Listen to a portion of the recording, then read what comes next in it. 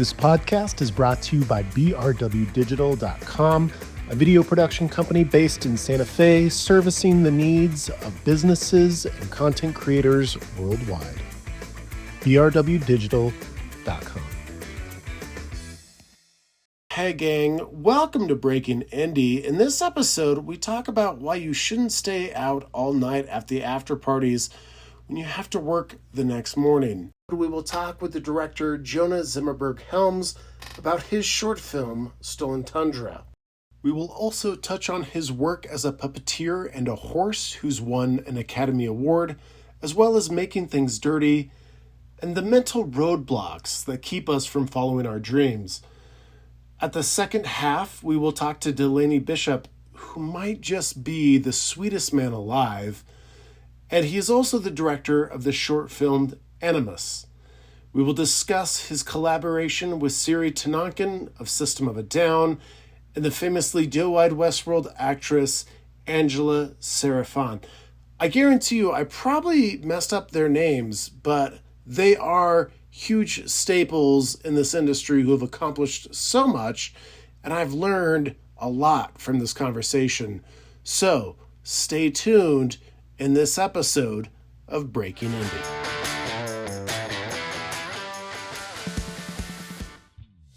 Hey guys, welcome back to the Breaking Indie studio. I'm Brenden, this is Cole. I believe this is on day 2 or 3 of the film festival, so we're a little sleepier, a little more worn down. A little more hungover. But no, this interview is with an absolute awesome dude. He's a friend of mine who I actually met at the Santa Fe Film Festival many years ago. I think a decade before. Like a decade before this. And it was fun because we actually got paired up. Our 2 short films are kind of along the same vibes. And so this was like such a fun opportunity to just reconnect with Jonah and then be able to bring him onto the show. And man, he's got such amazing stories. Crazy things that I had no idea about. On some huge films. I mean, Jonah Zimmerberg-Helms, he's a puppeteer and just puppeteer, director, brilliant mind, very sweet, charismatic guy. And some of the stuff that we're about to hear is just awesome. Super cool. Yeah. So come check it out. It's a program for filmmakers by filmmakers. It's the Breaking Indie podcast. All right. Good morning, everybody. Here we are. Right. Whew. Keep that in there. Let's do it. All right, you ready? What is this, day 3? I don't know what day we're on, but we got in trouble last night for drinking all the tequila. Not all the tequila. We were sponsored by Casamigos. Cesar gave us some high pours. Oh, well, no. So yesterday when we were shooting this, so we have Casamigos as a sponsor for the festival. And so they brought up a case, which I thought was for the Filmmakers Lounge. Oh, interesting. So we but were it said drinking. Brenden on it? Yeah, exactly. It said Casamigos Reposado, which sounds a lot like nice. my name. Right, okay. Brenden. Right, exactly. So we're just offering our panel. Oh, perfect. And then we found out this morning that was a gift for the managers at Irv Wine Bar. Oh. So you we're like, guys had to make a quick pit so stop over at Kelly's Liquor? Yeah, exactly. I was like, I owe you guys a bottle. Like, what time does Kelly's Liquor open this morning? Yeah, so we're not drinking tequila today. Okay. So unfortunately. That's all right. I was looking for it. That's the only reason I agreed to do this. Me too. It's our podcast. Yeah, true. Only Why do am I it here? If we get to drink tequila on the podcast. All right, shall we do it? You ready? Let's do it. All right, cool. We're doing it right now. Oh, shit. This is it. Oh, Yeah. Well, hi. My apologies to keep you waiting, podcast audience. All right, let's 3, 2, 1, action. Ha! Hello, welcome to Breaking Indie. Did you see how I put my face on right there? Just jumped into character. Oh my gosh. Hi, Perfect. welcome to Breaking Indie. Here we are at the Santa Fe Film Festival. We are at the Filmmakers Lounge, so I do apologize for the subprime optimal audio quality. We're in a live wine bar right now as we speak. People are getting hammered as we speak. Below us. And I don't really want to waste your time because we have a really fantastic guest with us today. He's a good friend of mine. He's got another film partnered with ours, actually. Really well-designed match pairing there because it's a post-apocalyptic story, as is ours, and I'm going to let him talk about it.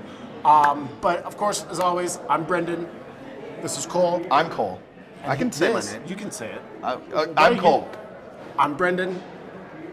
That's Jonah. This is Jonah. Hi, you guys. Thanks you guys so much for having me. Thank you for being here, Awesome man. to be here. Thank you. So first, of course, we're here at the festival. Talk to us a little bit about your project. Well, we brought over a short film, a very wild short film called Stolen Tundra. And it's a post-apocalyptic creature film. That's a mouthful. And it's about a Yeti protecting the last chunk of ice left on Earth after all the ice is melted. So it's a global warming story. As is ours. Yeah. It's all about the lack of water. So, Exactly. That was the first place we connected, actually. Water and ice. We were like, all right, we got to hang out this whole festival. You got the ice, we got the water. Exactly. Yeah. That's awesome. And then where did you guys end up shooting this? So we shot in the Mojave Desert, one of the dry lake beds outside of Barstow, and that was our primary location where we had the crew shoot. And we were all out there actually camping. So we camped for 4 days in the desert with tents and RVs. It was kind of like Burning Man. Okay. Charging batteries on like a generator in the RV. We had cars, we had generators. We had some porta potties out there. And since we weren't paying for hotel rooms, we brought in a 5-star vegan chef. Oh, wow. So it was Really? actually, Awesome. to this day, and I've worked on some big movies, to this day, the best catering I've ever had on any film set was our little short film. And we were camping every night in like 50-mile-an-hour winds in the desert, but we were eating great. Which says a lot, because outside of being an amazing director, he also has a really incredible background in creature effects, special effects. We worked on some films together, like Lone Ranger, Cowboys and Aliens. We started out together, basically. What else? Same time. Down the West. Some other. You worked on The Revenant, dude. I worked on The Revenant. I got some stories on The Revenant for sure. Not for you. Like, Those he's are worked for on a us. lot of I'll secrets, tell some stories. Yeah, Some I can't tell, some I will. For what you can share. I am 100%. ears. I love it. So yeah. Well, let's start there. Actually, a little bit about like how you started in creature effects, or like what was your background? How did you? We ask every filmmaker. How did you break into the industry? What was that like for you? How did I break into the industry? So I did go to film school, so that was kind of the start. But actually, the way I broke into the industry was that I was in a high school acting class, and we made this play that I ended up writing and directing. And the teacher came to me afterwards, and one of the students, and her parents were documentary filmmakers, and they said, "Hey Jonah, we love this play so much. Do you guys want to make a movie?"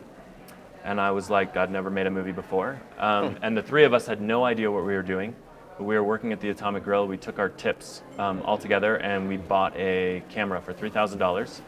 And then we asked all our friends to make this feature film. So I was 19 years old, just graduated high school, and we spent the whole summer making a feature film, and it actually premiered at the Santa Fe Film Festival. Hey, this is full circle. Full circle. It was like this. I was like trying to think about it. I was thinking it was 12 years ago to the date. Wow. And I mean, literally, we're using a mic stand as a boom pole. We didn't even know that you were supposed. As a tripod. So we're a little Dutch on this one. We've doing got the best multiple we can. things going on So right now. I started out directing, and then that segued into going to film school. And then after film school, I was like, oh, how do you make money in this industry? And so I started out PAing, basically on little projects. And the very first film that I was on right out of film school was Cowboys and Aliens. Oh wow! Okay. That was the first big production, paid production, and I got assigned to work with these creature effects guys who were doing these animatronic horses on that film. Fast forward a year, I moved to LA, and I was looking for a job, hopefully as a director. But the only people who called me back were these weird creature effects guys, and so they offered me a job as a runner at their effects house. Okay. So I was in LA working as a runner, and even though I had moved to LA, all these guys were getting hired because they were mostly doing westerns on films in New Mexico. So I was living in LA, and my first job in LA on a film was back in New Mexico. So I came back here, and they like rented me a car and a nice hotel room. Hi, and my Mom. mom was like, "Why aren't you staying at my house?" And I was like, "I'm a movie star now, Mom." I got a hotel. So, one of the interesting things about like these creature effects are just like the way they look. Yeah. It's so bizarre. And yeah. if you just like walked by and didn't know what you were looking at, you're like, What the fuck is that? Could you describe to our listeners and viewers like a little bit like the rigs, what they kind of like, how those, like the horse ones are like? Yeah, can you so describe that for us? I spent 8 years playing a horse's ass. That's my claim to fame. I bought my house off of a horse's ass. That horse, we actually won an Academy Award for that horse. It's been in so many different movies. I think the first one was The Last Samurai. Oh wow, yeah. Yeah, The Last Samurai was the first one, and that was $1 million horse that they built for Tom Cruise. It's the most sophisticated animatronic that's ever been built, and that was before I even got involved. And then they take that mold. So essentially, they have a fiberglass mold, right, which is basically the sculpture that they use in order to build these skins. Basically the top half of the horse, top half, right? yeah. Like no legs. So essentially, so the original one was a full horse. It had legs, it was rearing, it could fold over. It took, I think, 8 puppeteers That's crazy. to accomplish. Wow. It was the most, like I said, it's the most sophisticated animatronic ever built. It was so sophisticated that it never appeared in another movie because nobody would pay for it. It's so expensive. You know, like think about it. Puppeteers are principal performers. So that's 8 people on a SAG contract. You know what I mean? So most productions were like, this thing's too complicated, it's too expensive, and it's too unreliable. So they took that same sculpture that they used for that horse, and they built a much more pared down running horse. And so this horse didn't have legs, and it was basically on a kind of a pendulum system, and it would just rotate. The hips would move. It looked like it was running. The head and neck would go up and down. We did put little animatronics in the ears and the eyes, so it was eye blinking, ear movements. And then the skin job, the artistic job on it really sold the horse. Yeah. So it's a beautiful puppet, and I think it wasn't the sophistication that got us the Academy Award. I think the reason is because of how many horses' lives it saved. Because there's so many stunts that real horses can't do safely. They used to, you know, back in the day, they would have these horses and they would trip them and stuff, but we're trying to be a little more humane now. So this puppet really allowed a lot of filmmakers to do a lot of really interesting things. That's cool. Yeah, That's so great. I spent 8 years with this one puppet. What movie won the Academy Award? It was right after The Revenant. Oh, okay. It was a technical award. Yeah, it wasn't movie specific, so it was a technical award for that puppet and all the different movies that it had been in. Got it. And there was another variation of that puppet, which is a flipping horse, and that was specifically designed for death scenes, basically. Oh, wow, yeah. So this horse we'd put a stunt rider on the horse and send it on a trolley track, and it would hit a stopper and then get kicked in the butt with an arm, and it could do a front flip or a nosedive, and with a stunt guy on it. I don't know if you ever saw this one. We had it on The Lone Ranger and on Cowboys and Aliens, actually. I mean, I saw a lot where it's like on the track. So for those like medium shots where you kind of like frame up. So the top that's of the running horse, horse, and it's like, yeah. That's the running horse. Yeah. I don't think Yeah, I the saw flipping the horse flip was for death scenes. Yeah. I mean, it was a wild rig. Yeah, that's crazy. But really crazy. Yeah, it was fun. Yeah. That's wild because, you know, as someone who, I'm hearing about this for the first time, I didn't even know this existed to a degree. Yeah. I probably have seen these films and couldn't even tell you when it's an animatronic at all. Yeah. Well, if we're doing our job right, crazy. You can't tell. Yeah, exactly. But I got to tell you, you really have to be particular how you shoot these horses to make, or any creatures really, you know? Well, that actually makes me curious about The Revenant because so much of that are these long takes, wide angle, hard to hide some of the rig. Did they like VFX clean up? I gotta say, how did that work in a particular shooting style like that, where it's not just cool? We'll do a medium and then you won't see it. Like, how did that kind of work with some of that? The Revenant was, I think, a different approach than every other film. We usually would go in and we would bring the puppet in and have a conversation with the DP and the director right away and say, these are the angles that this thing looks the best in. Mm-hmm. I wouldn't stay on the horse for more than 3 seconds. And I would always try and have some sort of an object in between. You know, if you can, make it dirty in some way. Handheld is the best, between the ears. And primarily what you're looking for is the actor, right? You're trying to tell a story with an actor. And if you're trying to tell a story on a horse, use a real horse. But we showed up on The Revenant, and as you know, Chivo was wanting to shoot this on like these super wide, almost fisheye lenses, and he wanted to show the whole thing. And it was counter to every way that we had ever seen this thing get shot. And and yet somehow it works. And I really credit that to Chivo and the way that he was able to shoot it. And they did marry some VFX to it, and often if the budget allowed, they will do that. So, like for example, you can't really see the horse breathing or the bristle of the hair. As sophisticated as it is, the camera actually investigates it closer than the human eye. So if you see it with your eye, people would look at it and be like, oh my God, it's perfect. You put a camera on it and you can tell within, like I said, about 3 seconds that it's not. So they added a little VFX. You can see a little bit of breathing going on. Such detail. A little detail like that.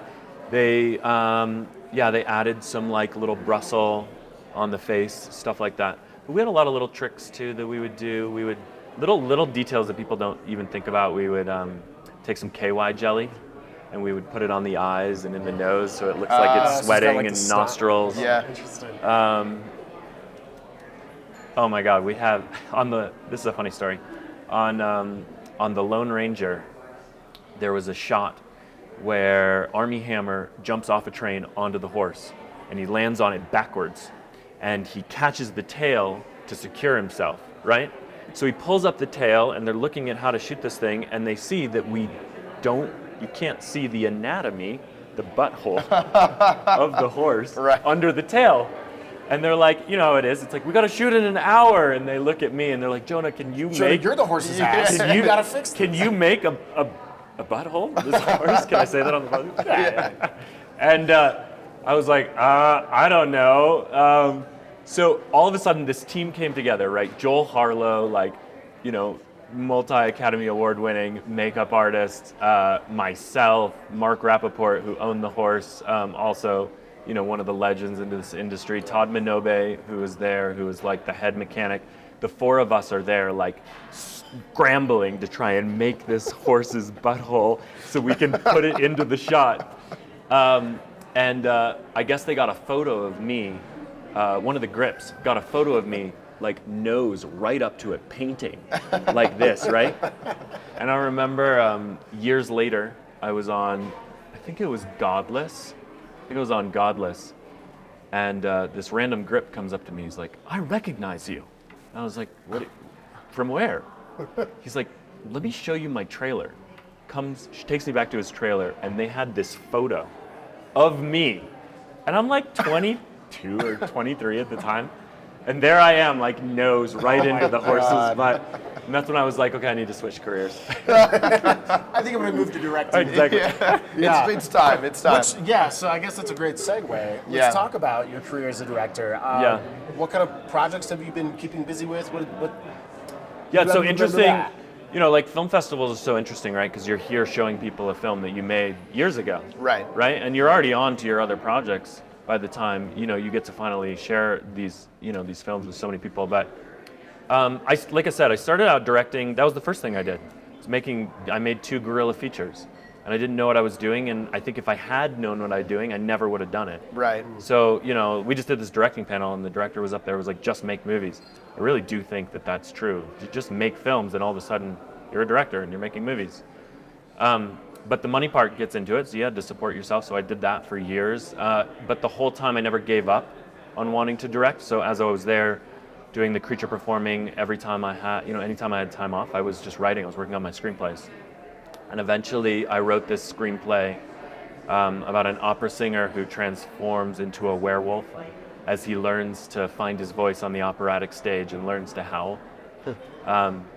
And 2 big production companies partnered on the script, and they picked it up. And so I was like, oh my gosh, maybe this is my moment. And so we then we took that script and we pitched it around. And that's kind of what gave me the courage to say, okay, maybe I can do this thing. Maybe there is a path forward. So that's when I kind of started to segue more into directing. Cool. Okay. Can you still walk us didn't get through... made, but still out there. Right. Exactly. You guys want to make it? Let me know. Yeah. So when you say you got 2 production companies that were on board, can you kind of explain A, what that means a little bit in more specifics, and B, how did that come about? How did you have this connection? How did you take a script and attach it in some way, shape, or form to I used people. to joke, I'd be like, because I worked on this project for like 5 years, I used to joke, I was like, every year we got another producer. Yeah, well, it started out started out with myself and then my best friend, who was an opera singer. So it was very much based on, in some sense, on his life. So the two of us kind of were the original creators. But we didn't know how to produce a movie. We didn't know how to raise any money. We didn't know what we were doing. So we were trying to think about who would be the perfect producer for this project. So we found a producer named Matthew Principe, who was working at the time on the Met HD films. So the Metropolitan Opera, Right. They have a whole, a big part Theatrical of their, release yeah, they series, do these yeah. big theatrical releases of their things. So this guy, we had a meeting with him, and it turns out that what he really wants to do is produce independent movies. He wants to be a werewolf. Exactly, he wants to be a werewolf. He really connected with the material, he connected with the film, so he was the first outside producer, outside of James and myself, who came on board. And so then we were trying to figure out what was our plan, and we went through multiple different avenues of how we were going to try and get this film financed and how we were going to get it made. And eventually he was on the PGA. He was on a panel for the PGA, I think, with another Are we producer. talking about producers or golfing? Because I Right, get confused. Producers Guild of America. I think he was on like the equity and inclusion panel for the PGA, and he met another producer there, and she was looking for a slate of horror films. And so he gave her our film. Autumn Bailey was her name, or is her name.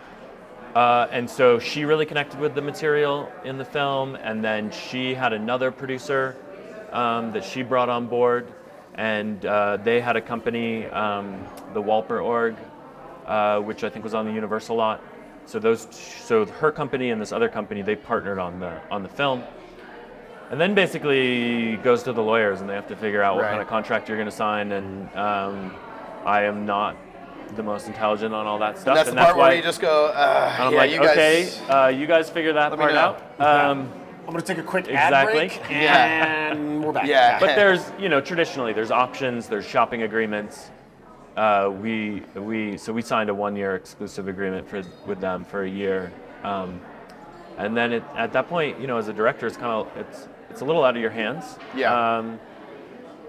In some sense, although in now looking forward at it, I would say it's not out of your hands. It takes a family. Everybody needs to be constantly fighting for a project to get made. Sure. Sure. Unfortunately, our film did not get. They were trying to go a little more of a studio route, so they were trying to take it to different distributors first and get a distributor attached before we brought in financing. So, it didn't get made, but it taught me a lot. Yeah. It really taught me. And more than anything, it gave me the courage to say, oh, you can do this. Because how do you give yourself permission, right? You have these dreams, you have these fantasies of what you want to do, and ultimately, it feels like there's so many roadblocks. Yeah. And so at one point, it's really the roadblocks it's internal, right? Yeah. And so for me, it gave me permission to say, oh, I can do this. Yeah. There's some mysticism almost about it sometimes. Like, Yeah. especially in the early on, you're like, how the hell? I mean, I know people do this, and I have this great idea and like all these things. I'm like, so now what? I You feel a little insane. can't even. Like, what's happening here? We're just all the way insane. All the way But so insane. let's now segue into the film that we saw that was partnered with us, Stolen Tundra. So what's really great about this film is clearly you took this, monster makeup, VFX, animatronic background stuff. I mean, I know it's not an animatronic, but that is really the centerpiece of the film. And I have to say, so we were speaking before I saw it, and you were talking about, we cut the eyes out, and we just wanted it to be, we didn't need to fuss about how the super realism of it. We wanted it to just be what it is. But I have to say, I believed fully that this creature was real, that it had a whole life prior to the beginning of the film. So, and I think that's where it really succeeds. And so talk to me a little bit about how do you bring something like that to life, like as a director, but also just like as actually making it. Yeah. So that we Yeah, I believe mean, it. how we chose to come up with the creature design was really, it's a process. Yeah. And I can't say that it landed where it started in any ways. Like, the first vision I had for this film was I was working on The Revenant. We had been working on this bear thing, and one of the things that we were struggling with on The Revenant is we needed snow to finish our movie. And we're up in Banff, right, north of Calgary, and we didn't have any snow. And it was a global warming issue. And we were all stressed about it the whole time we were up there. And I was having my own global warming anxiety, as I think many people are. And so this image just came to me of like a snow creature, like a Yeti, just holding this piece of ice after all the ice had melted. And that was like the first thing that was just this thought in my mind. And when I thought about it, it looked more like a Yeti. In at least what we see in folklore. So it had a little bit more of a monkey face in that sense to it. I can say my first concept art was a little more directed in that way. But then coming from this creature world, I know how much it costs to do good special effects. And I really dislike poor effects that don't have the right resources to do great quality, because I think what ends up happening then is that the audience is judging your effects the entire time. Right. And if they're judging your effects on a film, they're not invested in the story. It's not emotional. Exactly. Right? Exactly. So the question for me was like, how with a limited budget, how do I make something that the audience can form a relationship with right away and say, I'm on board? And honestly, the movie that inspired me the most was A Ghost Story. I don't know if you guys saw that film. It's basically just it's a film about a ghost, and they basically just take a white sheet and cut the eyes out. And it's Casey Affleck who's playing the ghost in it. Wait, really? Yeah, it's an amazing film. It's an incredible film. All right, I'm gonna watch this now. Anyways, in the Basically, first. it looks like E.T. at Halloween. Yeah, it's basically like the first, it's the first Halloween costume. But you look at this, within the first minute of this film, you have this moment as a viewer where you're watching it and you're like, oh, that's kind of silly.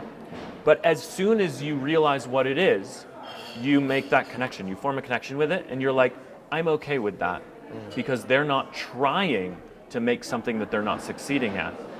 You know what I mean? Right. They're succeeding at making something very simple. Right. So I think in terms of us trying to figure out the design of this costume, first off, hire brilliant people. The two costume designers who made this thing are at the top of their game. Yeah, and you guys won an award today for Best Costume Design, actually. We both won awards today, actually. You guys won. Yeah. You guys won Best Costume Design. Yeah. And we got Best New Mexico Short. Congratulations. So high fives. High fives. Yeah. But yeah, no, absolutely. Hiring the best people. Hire great people, yeah, right. trust them, and then, like I said, don't try and make something more sophisticated than you have the capacity to make, And also just, I really believe in dirt when it comes to practical effects. I think it's the best form of makeup, right? I can't stand, I've worked on so many Westerns. We have both, right? You show up on some of them and you're like, this is a beautiful Western town and it looks like it's straight from Home Depot. Right. You know what I mean? That's what bothers me about the newer Star Wars, is they're all so clean. It's so When clean. you look at the originals, like the Millennium Falcon's a piece of shit. Yeah. No. Yeah. Like everything's dirty and broken Right. down, and the new ones, because it's all VFX, they're like nice and polished and all the shit. And I was And like, they're no, so- like, give me the dust, give me the dirt, give me There's the so gritty. there's so many designers out there who make incredible work, right? But I really enjoy working with storytellers. And storytellers look and they say, oh, what's this need to be for the story? Not how do we make this look the best? You know what I mean? Right. What tells the story? And this is a creature who is, famished. So it's like, how do we make this feeling of the skin, coming off the bones, like it's not eating enough? How do we really make this thing feel dirty? I totally agree. I felt bad for my actors in our film because I was so rushed and busy. Yeah. I didn't really warn them. I just threw dirt in their face. No, 100%. I'm like, hey guys, we got to roll. Yeah. But I mean, dirt. I mean, it's so funny. I mean, we're talking about dirt. That was my here we are number on the one podcast. note to everybody. Was like, make it dirtier, make it dirtier. Because I mean, dirt. What dirt does is it tells a story. I mean, it tells a story. Yeah. It has existed before now, and I think that's, to me, the biggest suspension of disbelief for any film. Okay, yes, we as the audience are we're seeing this, and this is the beginning of the film. Yeah. But there's a world that exists prior to us now watching it, right? 100%. So how do you sell that? How do you make that real? Yeah. Because then once you make that real, Yeah. oh, I'm on board. And so with your film, you just need to get people on board, and then I was like, this creature's been wandering for a long time. Dirt Things like on that. the podcast. We're Yeah. trying to interview Dirt and be like, tell us your story. I know a lot of dirt from all over the world. How did you get so dirty? Where did your dirt come from?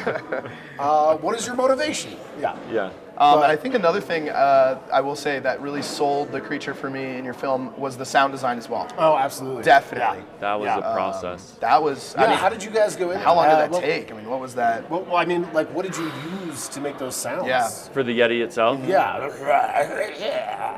I can't think of a more stressful part of making that film than that, right? Because I didn't go in with a plan of what it was going to sound like, right?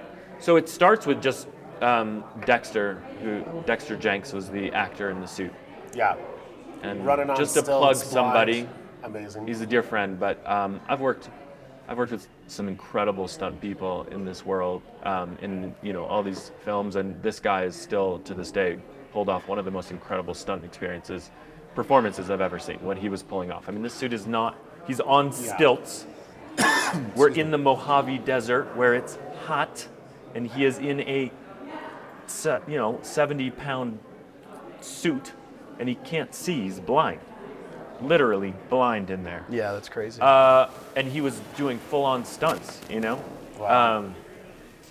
Anyways, what was the question? I forgot. I got sidetracked with my love story with my actor. Sound design. And I'm So like, hey, you got, Okay. Did we talk to you guys also shot in Denali? Did we mention that? We shot in Alaska as well. Yeah, that's a whole other story. I can tell you that. But to stick to the sound, so it started out with just hearing his voice. So I had this great soundtrack as we went into the edit of emotionally what this performer was going through, right?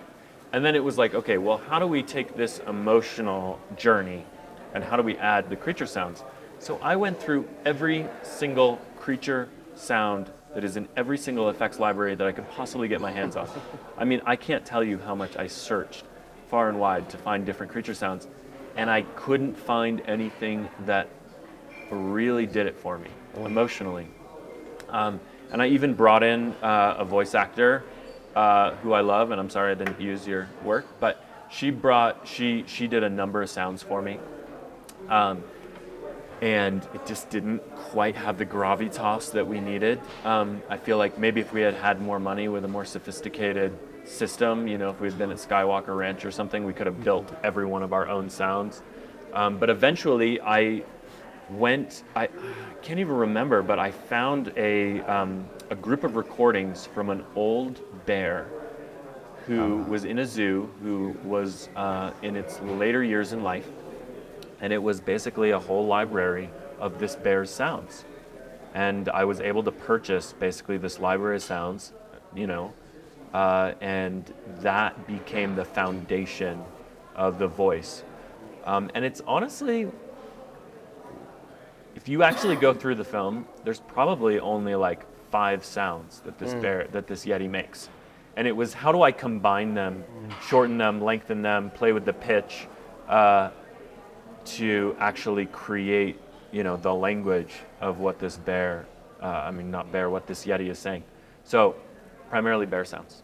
That's the short answer to the long answer. Wow, dude. Yeah. That's awesome. But sound is, we say this all the time, but it's the truth, right? Sound is 51% of your experience, and on this film, maybe even more.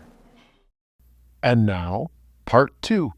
This episode is sponsored in part by Santa Fe Improv, an educational nonprofit based locally here in Santa Fe, New Mexico. Yes, and? Santa Fe Improv has classes for adults and at their Black Box Theater, educating players at all levels of the craft of comedy improv. Yes. And they put on shows regularly that you don't want to miss. So visit santafeimprov.org to get the latest updates on shows, classes, and community events. Yes. santafeimprov.org. Am I doing this? Oh yeah. Do you want? Oh, sorry. I thought you were going to do it. I can do it. No, it's all good. Hey guys, welcome to the Breaking Indie Studio. I'm Brenden, this is Cole, and we are again at the Santa Fe Film Festival with Delaney Bishop. He had a really awesome short film called Animus. Yeah, Animus was awesome. With probably, I'd say, like one of the biggest names, especially in the short world. Like, you probably know her from, what, Westworld? Yeah, Angela Sarafyan from Westworld. So yeah, I mean, she was pretty much the biggest named actress, I think, at the in the shorts category that we were all in. Absolutely. So it was really cool to talk to him both about his journey, starting from music videos, moving into narrative, but also the journey specifically of this film, directing Angela. Just a lot in there. Also, like, one of the sweetest dudes. Yeah, like, he's like, obviously, like, we were pretty stoked to have him on, and he's also at the same time like, can I bring you guys coffee? What do you guys need? Like, just like so really nice, really awesome, but also a great conversation. So let's listen to it. Check it out. The last one, were you tripping out? Like, I felt like I was starting to hallucinate. Like, that light was strobing. Dude, well, these right here. And I was like, dude, I don't know if I'm hungover, but like, that light is killing me. It's not doing it now, but it was flickering. And I was you're talking about this? No, I was talking about these practicals. And I was like, dude, I don't know what is going on with that light, but it's... I thought you were going to say, hey, were you tripping? Yeah. Hey, well, that is what he was asking. Has that hit yet? What's in the water? Has it hit yet? What's in the Are you water? peeking? Awesome. Okay, cool. Hey guys, welcome again to Breaking Indie Podcast, podcast about filmmaking and all things film. We are once again at the Santa Fe Film Festival, and we're joined here by another one of the filmmakers who actually won Best Short. Just won Best Short. Thank you. Really, but go ahead and introduce yourself and let's get into it. All right. I'm Delaney Bishop. I am the director of a short film called Animus. And yeah, this morning there was an award ceremony, and I went because it's an event, and the moderator there, Rodrigo, I had promised him last night at a party to bring him some coffee and some pastry. He's like, dude, you're going to this other breakfast first. I'm going to need some fuel. We chatted for a while. I was like, can you just bring me a coffee? I was like, I'd love to. That's exactly what I would want. And then I go with a big plate I get him a coffee, I get him a cream, I get him some sugars, I get him another cup full of pastries. And at one point, and I was talking to people so much, I was like, damn, this coffee's cold. So I go to the lobby, I was going to put some more in a different room. I dump it out, and then the lobby one's empty. So I have to go back and find the first room with get the hot coffee again. It's spilling, it's a plate, and walking across town with it. And it's cold, so I'm like, the coffee's getting cold. I get to the museum where the awards are, and mind you, the awards, they're not at the end of the festival. They're like, it's right in the middle. It's like the middle, and it's like, you middle go out to and the like party, the morning, right? The night out, like we're doing the whole after party thing, and then it's like, cool, at like 9 a.m. you gotta be at the thing, and you're just like, oh god. Dude, this breakfast before that was at 8. Yeah. Not only was it 8, so I rushed over. I just have some coffee, no food, and apparently, the room's locked, and there's no food. So finally we get in, and there's like this panel, and it was good, but it's like, you know what happened? The Hilton thought it was tomorrow, so that's why there's no food. Oh, good like, really? Lord. I'm starving. Late night. I only had one beer, but because of the altitude, I guess, I had a headache all night. Yeah, sure. So I'm like, I just want some fruit or something, Jesus. And so then that's at 8. Yesterday, Friday, I had a meeting at 6 a.m. in LA. I get here, I'm rushing. The Uber over here was a whole other story. And then from Albuquerque to Santa Fe, rushed. It's been nonstop. Rushing to my screening, stay up, go to that after party, get up at 7 to come to this 8 o'clock thing. All right, then I'm carrying the plate. It's getting cold. Finally, get in line, and the woman is like, you can't bring anything in here. No coffee, nothing. After all that, like, dump it all in this garbage. Oh my goodness. Oh man. But then you go in, and then I was shocked to learn that the film won Best Short, because usually a lot of festivals, they will inform you. They'll be a week before. They'll be like, you're going to win an award. You should be there. Like, get over here. Or they'll be like, you really should come. Yeah, I got that text, text. yeah. I got that text at 8 a.m. And we were up real late. And got an 8 a.m. text like, why aren't you at the breakfast? And I was like, because I'm Why aren't you sleeping. at the breakfast? She's Yeah. like, well, you need to be here like now. I was Okay. like, oh, got Right, it. right. Okay, like I understand. Last year, he and our other friend Robin had another short in the festival, and I was told by the director, like, hey, make sure your friends are there. They've got an award for best screenplay. Okay. I didn't understand, again, that the awards were not at the end. I thought, because they had a like Hall of Fame awards, Right. which was different than the actual awards ceremony for the festival. Yeah. So we're sitting out at dinner, and I'm like, oh shit, dude, like, I'm sorry. You guys won an award, it just happened, we missed it. So I just got a He's like, text. We're got a here at text. this restaurant. Yeah. So, well, at least you were there. Really glad you Yeah, were I was there, and it was fun, and Joyce DeWitt. I mean, come on. Like I said, on stage, I was like, look, we used to watch. I didn't say Three's Company. She's been hearing this for 30 fucking years now, but it's like I've seen every episode of Three's Company, and of course now I'm thinking, oh, I should have told Matthew Modine that the actress in my film, one of the actresses, they've showed some Matthew Modine posters and pictures. There was a poster for a film he was in with the actress Nancy Travis in Animus. Yeah. I should have said that. I was like, Matthew, you're with this actress that's in my film. And when a girlfriend once was like, you remind me of this guy in this film called Birdie. And it was Matthew Modine. And I saw it, and it's like, a dude that's just by himself on a rooftop squatting for most of the movie. I'm like, thank you? I get Philip Seymour Hoffman a lot now. Oh, you do? It's the Oh, my hair. God. It's new. Oh, you know the Yeah, younger I hope so. I was like the post-mortem the- Philip Seymour Hoffman? Oh, I don't know. geez. the guy from Licorice Pizza. Yeah. He's going to be in the SNL Right, movie, right, I guess, right. too. Oh yeah, that's right. Yeah, well, speaking about your film, Yeah. obviously one of the first things that stands out is your cast. You Yeah. have an all-star cast, like, fantastic. What was that process like for you, or how did you kind of go about casting? Well, I just got Invisalign. I don't know if you guys have ever had that. I've had that, yeah. And I'm, like, there's the slurring. learning curve where you kind of talk like this. And I know it's hard because, again, we're at the Filmmakers Lounge. People are partying around Yeah. us. So the audio, we're kind of talking over a crowd, so And this is on top apologize of for that. So, but yeah. we'll lisp our way through it. It sounds fine. I haven't noticed at all. So the writer is a close friend, and one night we have another project, a feature that we've been talking about, and so we met up with a guy named Harag Yadalian, who Ron the writer knew, and we had beers, and we talked a little bit about our other project, and then there was some kind of opportunity with Fangoria, and Harag said, look, they want 10 shorts. And they're going to develop a few of them into longer projects. So Ron wrote this. And then by the time he wrote it, he's like, yeah, that whole shorts thing, it turned out to be not a very attractive deal. It's like they basically own it. But then Harag was like, but I want to make the short. And he's like, Delaney, I want you to direct it. I was like, okay, that sounds great. And then he's like, well, I know Angela Sarafyan's brother pretty well. So he approached Carbis, Angela's brother, and said, hey, do you think Angela would be interested in this? And eventually he showed it to her, eventually she read it, and eventually she said yes. I was like, we're going to need to find the budget for this film, so we found the budget. And Ron had worked with Nancy Travis a long time ago on some TV stuff. So we called her, and she did it.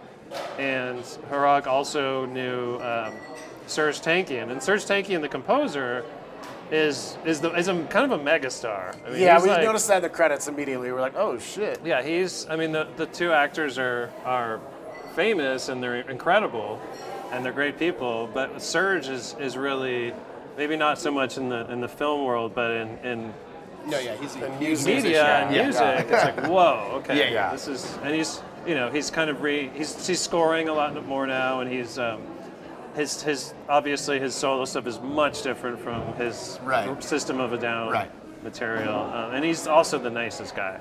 We went to his house. I've heard that actually. Yeah. Yeah, this just beautiful house that it's up in Calabasas in the hills, and Harag and I did a favor for him. We did a music video for him like a month out, or maybe it was before we shot Animus. They're real simple, just like nuts and bolts, like camera, no lights, My DP friend Rich shot it, and yeah, so it's been a fun journey. That's then, awesome. Then the film premiered at Dances with Films last June. Oh, nice, yeah. That was a great festival. I love that festival, yeah. Yeah, Holly Shorts, which was great too. It was funny because it was like in the same theater a month later.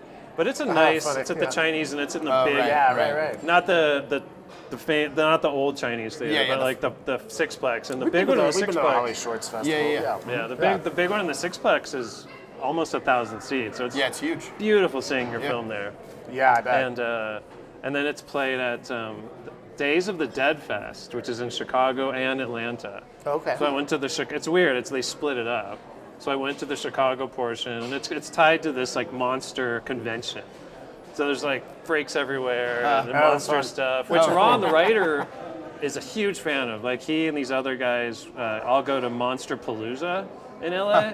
And they fly in for it, and it's like a monster convention. Yeah. And they get a hotel room, and they watch horror movies all night. And so this Days of the Dead is similar, but I go and show the film. And then the one in Atlanta I didn't go to, but that's where the award ceremony was. And we got a bunch of nominations, and we got Best Short. I was like, hell yeah. Sweet. Yeah, that's awesome. Yeah. So, I mean, talk to us more as well, I mean, about, because again, we're the Breaking Indie podcast, so we're always talking to people. I mean, the term, breaking in has so many different meanings. What does that even mean? But really what we're asking and what we're curious about when we interview anyone is talk to us about your journey as a filmmaker, from the very beginning. Why'd you get into it? What, brought you to be on this crazy journey in this industry? And then kind of some of the steps along the way that really, got you going. All right. Well, I was born at a very early age. Do you want me to go way? We're gonna go way back now. Yeah. It's like I was an actor in the womb. I can show you the No. sonogram. What are those? Yeah, it doesn't matter. I lost the joke. I was. My dad was going to USC Film School when I was like 3 years old, and we were born in Chicago. We drove out to LA so he could do a graduate year at USC, and he did an animation, and it won an Oscar. Oh wow. Oh, wow. Yeah, and my voice is in it. All these kids are in it. It's called like Sick and Twisted Mother Goose. And I don't know if you know the Sick and Twisted film festivals. It's like Mike and Ike's like Sick and Twisted. It's like sick animations that are like R-rated. Yeah, and no, I'm not X-rated. familiar, but that sounds pretty So fun. his film shows at those, and then so I remember making my first little Super 8 film with him when I was little, like 8 years old, in the Hollywood Hills, like Bronson Canyon. And then I think I was 16, and then he became a commercial director, and I would PA on his sets, and I was horrible. I would break things and crash cars and stuff, and get yelled at by grips. But you still haven't lost the humbleness to say, I can get you a coffee, Rodrigo. I got I will get Rodrigo you a some coffee. coffee. Humbleness is. Mike Tyson said, if you're not humble. Humbleness will find you in this life. Oh, yeah, wow. Yeah. Oh, interesting. And he's like, and by find you, I mean me. It will punch you in the I face. will humble you. No, I mean he got like I think he went broke or like Yeah, no, for like sure. shit comes around. So Yeah. you were doing you did some PA work, kind of Doing PA work, working and your then I way got up. into NYU somehow, and I was going to go to Santa Cruz, where almost all my friends went. My mom was like, "You got an NYU, you should probably go." And they were doing pretty well and during that window of time, and then I got to go to NYU, and it was fun, and it was great. But I came back to LA because that's where I grew up, and my friends were, and my roots were, and I PA'd for a while, and at the end of NYU, I got the bug for VFX, like CGI. I was like, damn, with CGI, you can actually do anything, like. You can literally do whatever you think about. And now I think like maybe AI is kind of doing that for people, but I know AI is a tricky subject, and none of us know what we're doing really, even though this last panel was kind of about it. But so I got a job at a post house, and they did VFX, they did compositing, they did color, and I learned it all. So I was PAing and I was learning all these VFX and then I got fired, and during that time I was shooting like fake commercials and shooting photography of music, Like spec stuff? shooting music videos, and then I got a reel together.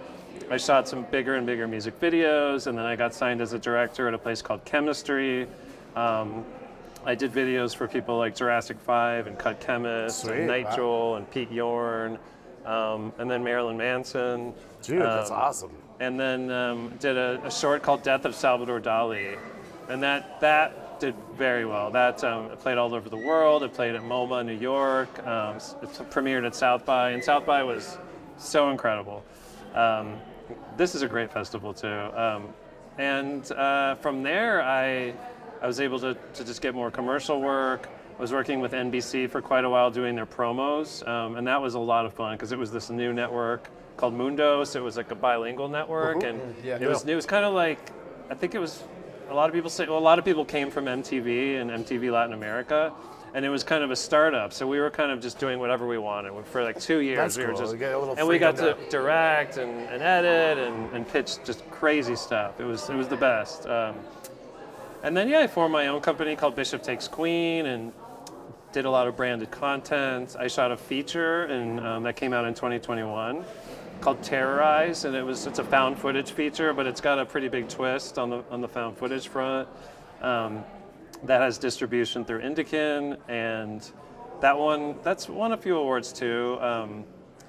Director's cut coming soon, hopefully, if I ever get any time. And now, Ron and myself have two features, one of which is a feature that he built off of this short, and it's good.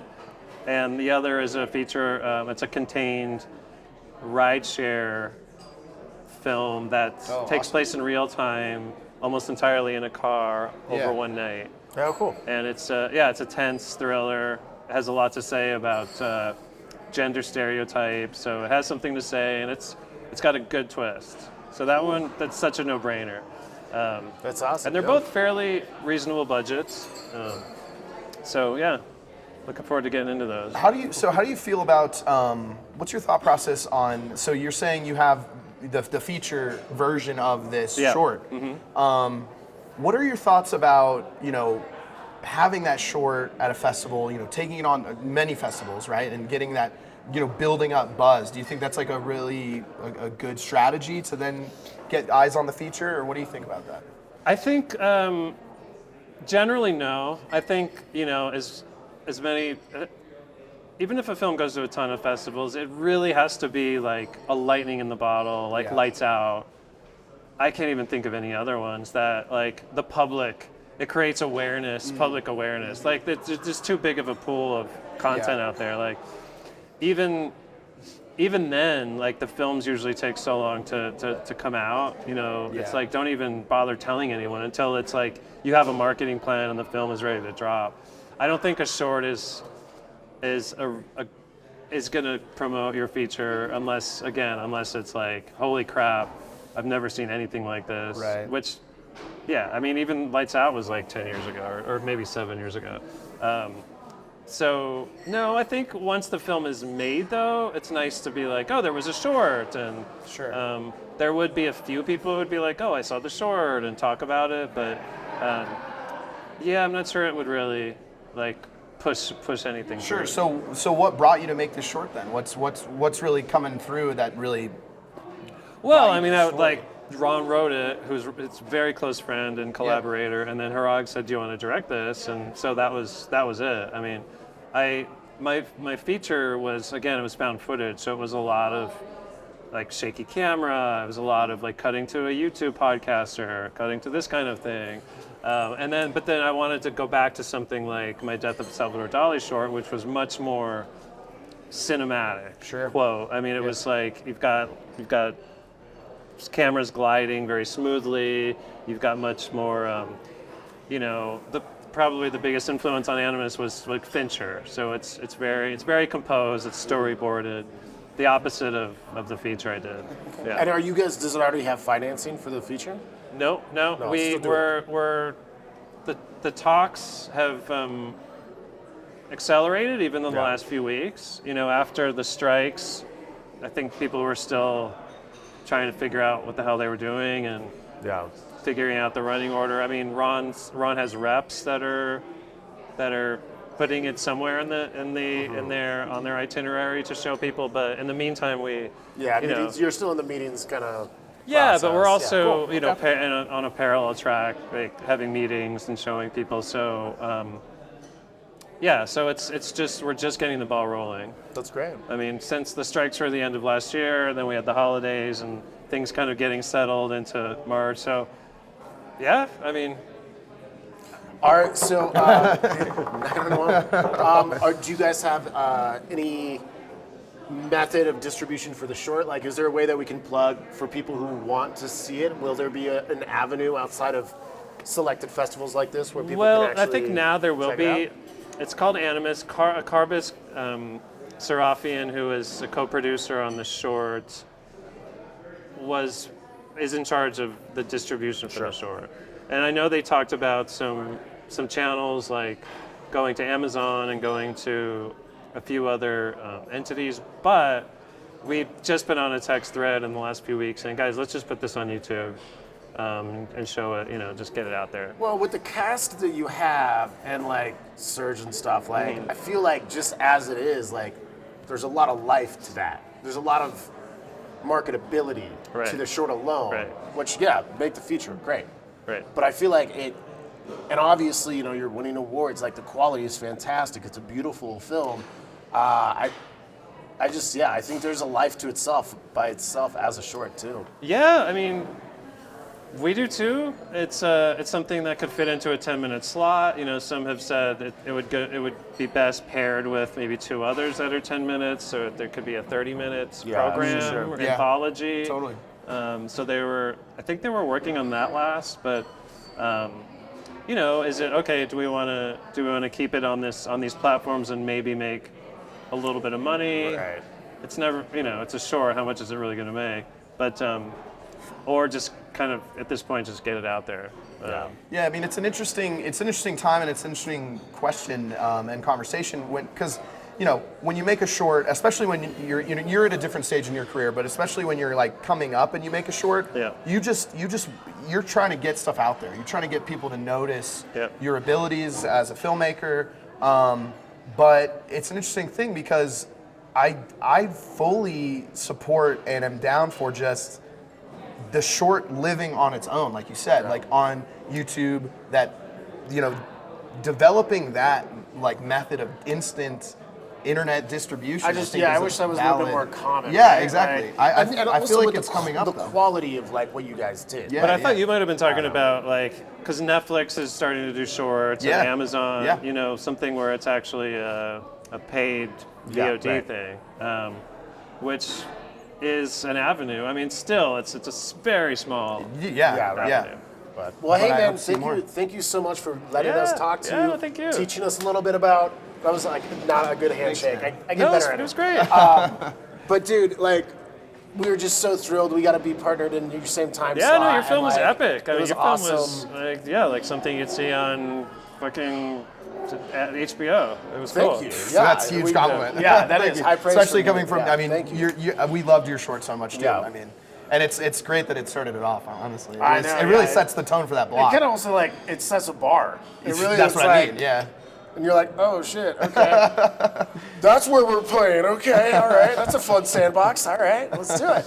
Yeah, no. Sometimes it's like, oh shit, like how's my film gonna look next to these? But it's the best is to be among like good films. Absolutely, Like yeah. that's so much more satisfying than Absolutely. when you're programmed next to a bunch of Because then you got to sit through and watch it every time. Yeah, that's actually So thank last piece of advice to filmmakers: make good projects because you're gonna have to watch it like a million times. Oh yeah. So for your own sanity, try to put your best foot forward. Totally. But hey guys, thank you again. Another awesome episode here at the Santa Fe Film Festival of Breaking Indie. Please like, subscribe, all those things, blah, blah, blah. You always have to hear from us, but you know what to do. And you can find us on all the places that you find podcasts and also YouTube. I don't really watch a lot of podcasts on YouTube, Well, but we do now. there's quite a few on there, and another one coming your way. All right, well, we'll see you around. All right, later, guys. And cut it.